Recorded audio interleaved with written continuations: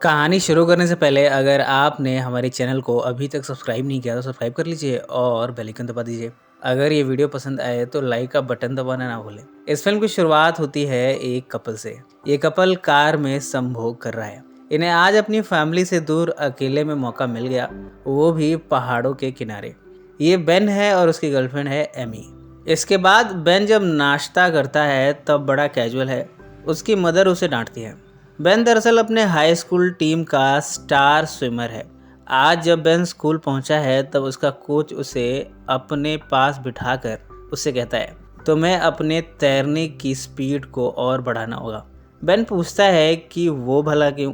Coach कहता है कि स्टैनफोर्ड यूनिवर्सिटी के स्टूडेंट्स अगले हफ्ते स्विमिंग कंपटीशन के लिए आने वाले हैं।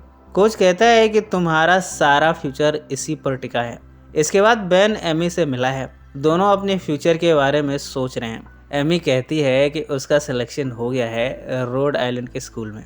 बेन का नया स्कूल कैलिफोर्निया में है, पर एमी बेन से दूर नहीं रह सकती। वो कहती है कि बेन के साथ रहने के लिए मैं भी कैलिफोर्निया स्कूल में एडमिशन ले लूँगी। इनके स्कूल में नई लड़की की एंट्री हुई है। इसका नाम मेडिसन है। मेडिसन जब पहली बार बेन को देखती है तब उसे देखती रह जाती है। बेन उसे फॉर्मली बात करता है और चला जाता है। बाद में जब बेन ड्राइव कर रहा है तब उसने ऑलमोस्ट मेडिसन को हिट ही कर दिया। बेन उससे माफ़ी मांगता है।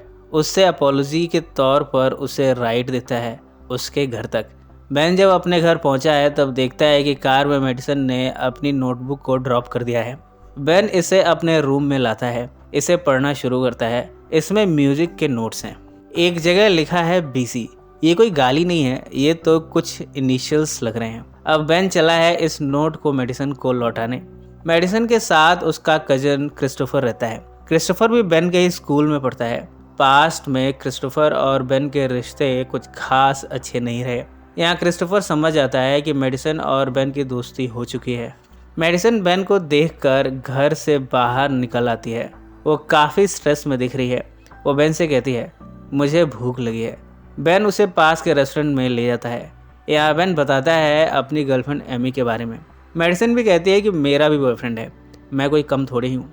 मेरा बॉयफ्रेंड न्यूयॉर्क में मेरा इंतज़ार कर रहा है। शुरू में तो ऐसा दिखाती है कि उसे कोई फ़र्क नहीं पड़ता कि बेन की गर्लफ्रेंड है, पर बातों बातों में वो कहती है शायद मेरी किस्मत में कोई हैंडसम लड़का है ही नहीं, सारे लड़के तो इंगेज हो चुके हैं।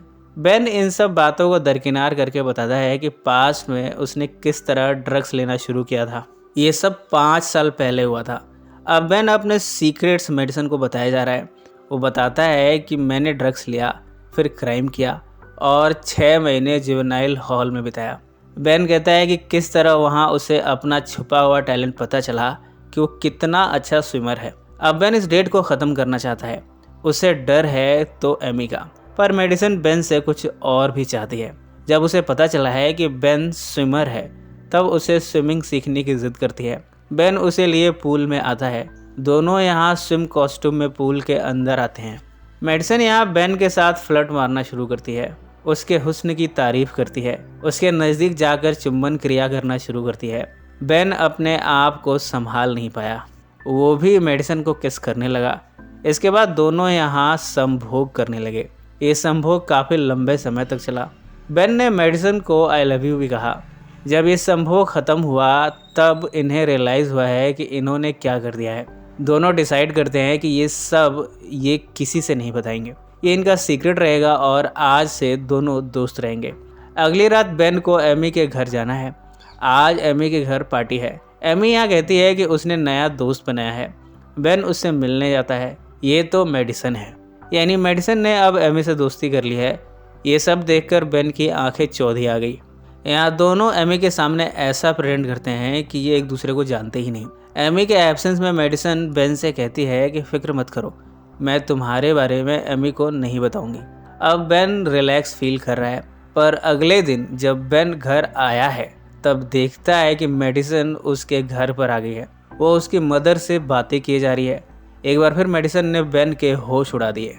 वो अपनी मदर से किचन में जाकर पूछता है कि मेडिसन कब से यहाँ है। उसकी मदर जवाब देती है कि पिछले आधे घंटे से वो यहाँ बैठी हुई है। बेन जाकर मेडिसन से कहता है कि मेडिसन को यूं उसके करीबियों से नहीं मिलना चाहिए। यहाँ वो मेडिसन को डांटता भी है। मेडिसन कहती है कि हम तो दोस्त हैं, दोस्त तो आपस में मिल सकते हैं, पर बेन इसके लिए राजी नहीं है। अब अक्सर मेडिसन बेन के सामने आती रहती है, पूल के लॉकर के पास आकर बेन को सिड्यूस करती है। बेन उससे दूरी बनाने की कोशिश करता है। अब तो बेन की स्विमिंग पर भी असर दिखने लगा है, उसकी स्पीड अब काफ़ी स्लो हो गई है।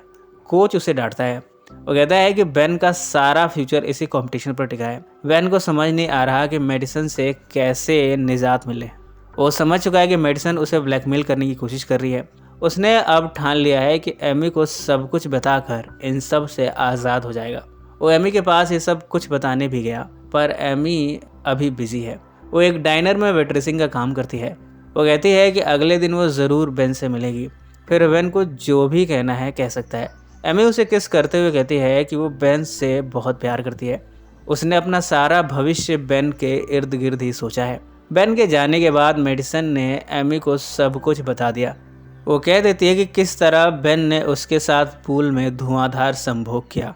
अब एमी बेन से नहीं मिलना चाहती। बेन उसे मनाना चाहता है, पर वो नहीं मानती। कहानी में एक और खुलासा हुआ है, मेडिसन जॉश को डेट कर रही है। जॉश बेन के राइवल टीम का टीममेट है। बेन इन सब में उलझ गया है कि कंपटीशन का दिन आ गया। यहाँ बेन को डिस्क्वालीफाई कर दिया गया। उसके यूरिन में स्टेरॉइड मिला है। कोच ने ही बेन को निकाल दिया। बेन जॉश के सामने आया।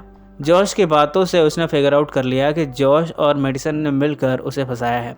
जॉश कहता है कि उसे इन सब के बारे में कुछ भी नहीं मालूम। बेन को इस कंपटीशन से बाहर कर दिया गया है। एक रात कार में मेडिसन जॉश के साथ संभोग कर रही है।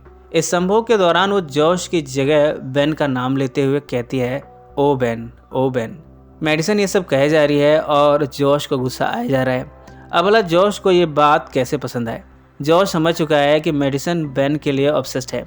वो ये भी फिगर आउट कर चुका है कि मेडिसन ने ही बेन के ड्रिंक में स्टेरॉइड मिलाया था। अब वो मेडिसन को छोड़ कर जा रहा है। वो उसे वैश्या कहकर बुलाता है, पर यह सब कहना जॉश को बहुत भारी पड़ने वाला है। बेन इधर एमी से मिला है। वो उसे सब कुछ सच सच बताता है कि किस तरह मेडिसन ने उसकी मासूमियत का फ़ायदा उठाया, पर एमी को बेन की बातों का यकीन नहीं हो रहा। अगले दिन बेन पूल में स्विमिंग कर रहा है, पर यहाँ उसे जॉश की डेड बॉडी मिली है। वो पुलिस को बुलाता है। जॉश की क्रिमेशन के दौरान बेन मेडिसन को खड़ा हुआ पाता है। उसे देखकर बेन ये आइडिया लगा चुका है कि जॉश को मेडिसन नहीं मारा होगा। यहाँ पुलिस बेन से कहती है कि सारे सबूत बेन के खिलाफ हैं। जॉश वैसे भी बेन का सबसे बड़ा कॉम्पिटिटर था। अब बेन को अगर अपनी बेगुनाही साबित करनी है तो उसे मेडिसन के घर से ही कुछ न कुछ मिलना होगा। वो चोरी छुपे मेडिसन के कमरे में इन्फिल्ट्रेट करता है। यहाँ उसे स्टेरॉइड की एक बोतल मिली है। बेन की कुछ पर्सनल चीज़ें भी यहाँ हैं। क्रिस्टोफर बेन को अपने घर में देख लेता है। वो बेन से कहता है कि तुम डरो मत, मैं तुम्हारे साथ हूँ। मेडिसन बहुत पहुँची हुई लड़की है। ऐसा ही कांड उसने जेक डोलनी के साथ किया था। अब दोनों निकल पड़े हैं जेक से मिलने, जो कि एक हॉस्पिटल में है। बेन इस हॉस्पिटल में जेक को बेड पर पाता है। उसे होश नहीं। नर्स बताती है कि जेक का एक्सीडेंट हुआ था। मेडिसन ने उसे एक्सीडेंट से बचा लिया था। बेन समझ चुका है कि मेडिसन कभी भी उसका भी एक्सीडेंट कर सकती है। वो शायद एमी को भी मारने की कोशिश कर सकती है। बेन ये सब कुछ अपनी मदर से बताना चाहता है फ़ोन पर। वो फ़ोन पर ही आधी बात ही बता है कि तभी फ़ोन की लाइन कट गई। इधर मेडिसन बेन के उम्मीदों पर खरी उतरी है। उसने बेन की कार चुराई, खुद को बेन की तरह प्रिटेंड करते हुए एमी को रोड पर ही हिट कर दिया। ऐसा करके वो साबित करना चाहती है कि बेन ने ही एमी को मारा है। बेन एक हॉस्पिटल में इंटर्न के तौर पर भी काम करता है। मेडिसन यहाँ आकर बेन के रूप में प्रिटेंड करती है और एक पेशेंट को मारने जा रही है, ताकि इस सब का इल्ज़ाम बेन के ऊपर आ जाए। यहाँ अनाउंसमेंट होती है कि मेडिसन को पार्किंग में तुरंत आना चाहिए। मेडिसन पार्किंग में आती है। दरअसल ये अनाउंसमेंट बेन और उसके साथियों ने की थी। यहाँ बेन एकदम से मेडिसन के ऊपर चाकू की नोक लगाता है। चाकू के नोक पर उसने मेडिसन से उसका क्राइम कन्फेस करवा लिया। मेडिसन कहती है कि उसने ये सारे क्राइम बेन को पाने के लिए किए हैं। इस समय बेन के फ्रेंड ने इन सब की वीडियो रिकॉर्डिंग कर ली है। पुलिस ऑफिसर भी यहाँ मौजूद है। इस तरह अब मेडिसन को अरेस्ट कर लिया गया है, पर मेडिसन क्या भला है ये पुलिस वालों को भी नहीं मालूम। वो ऑफिसर की गन से 2 पुलिस वालों को शूट करने में कामयाब हो गई और फिर यहाँ से बच निकली। अब वो एमी को किडनैप करके पूल के पास डुबाने लाई है। यहाँ बेन पहुँचता है। मेडिसन कहती है कि वो बेन से बहुत प्यार करती है। बेन इन सब से इनकार करता है। वो कहता है कि वो सिर्फ एमी से प्यार करता है। मेडिसन को ये बात बर्दाश्त नहीं हुई। उसने एमी को, जो कि बेहोश है, उसे पूल में धकेल दिया। बेन पूल में कूदकर एमी को बचाने जाता है। मेडिसन के पास भी एक डंडा हाथ लगा है। इस डंडे से वो बेन पर वार करती है। बेन ने मेडिसन को पूल में खींच लिया। बेन एमी को बाहर लाकर उससे होश में लाता है। इधर मेडिसन, जिसे कि तैरना नहीं आता, अब वो डूब डूब कर मर ही गई। इस तरह स्कूल को मेडिसन से छुटकारा मिल गया। फिल्म के अंत में बेन अपने अगले कंपटीशन की तैयारी कर रहा है, जबकि बाहर वो एमी से मुलाकात करता है। एमी यहाँ कार में बैठी है। दोनों एक दूसरे को किस करते हैं और ये फिल्म यहीं समाप्त हो जाती है। सो फ्रेंड्स, फिर मिलेंगे ज़िंदगी के किसी नए मोड़ पर।